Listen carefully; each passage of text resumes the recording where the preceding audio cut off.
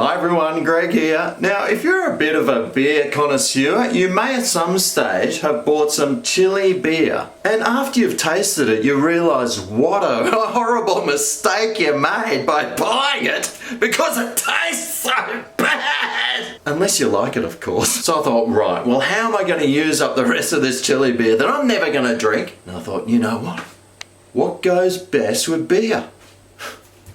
Beer battered fish. So today we're making some Chilli beer battered fish. Let me show you what ingredients I'm using today. So hardly any ingredients. I mean, let's face it, all it is some flour, some beer, and some salt and pepper. And of course you'll need some fish. I wouldn't be using anything decent. Oh no, God bless you. Today I'm using some frozen fish that I defrosted.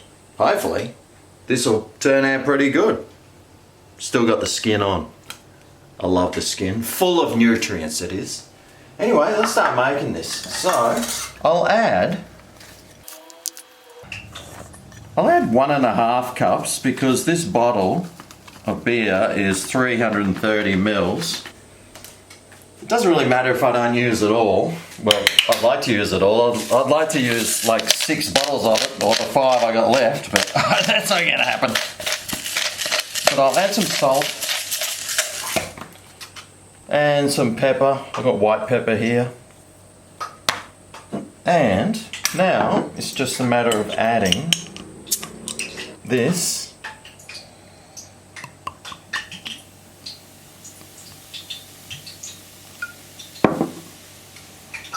Mixing that through.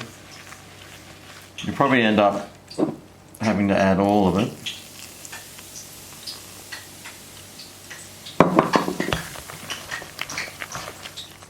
If you're wondering what that sound is, that's the sound of the oil heating up. And that was the sound of Bernice sneezing. But you know what? I probably should have used a little less of the flour. Now I'm going to have to open another bottle of this Chilli beer. Oh, I should have only put 1 cup of flour in. Well, I get to use up another bottle of this. Thank you. Otherwise this will be in my fridge forever. This consistency here is a little bit thick, so I want it quite a bit thinner. So I probably could have used 1 cup of flour, depending on the amount of fish you're using anyway. And that looks good. Now, just for curiosity's sake, I just want to remember how bad this was.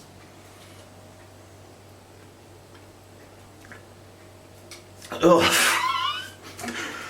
Why? Rightio, well, I've got my oil heating up in my frying pan here. And that has been heating up for a while, so I'm really hoping it's already as hot as it's going to get. We'll grab the fish. Give it a good coat in that.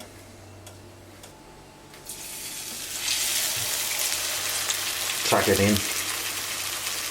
Now those of you who know how to batter things will know I put that fish in the frying pan wrong, didn't I? It's got to go away from you.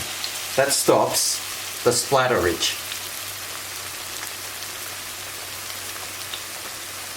Now fish doesn't take very long to cook, so we'll only be cooking that for about 3 to 4 minutes in total, or until the batter is nicely golden and crisp. Right, well let's spend a couple of minutes. Let's see if I can flip this over. Oh wow, that's looking nice. Just looks like I bought one. Alright, well that's been cooking for about the 4-minute mark. I'll take it out and I'll drain it on the paper. And then I'll serve it up and we'll dive on in for the old Chilli beer battered fish taste test. Alright, well there's that Chilli beer battered fish I just whipped up. How easy is it? It's so easy.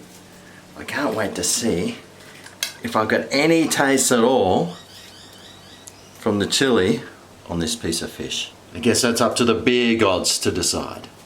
Let's go.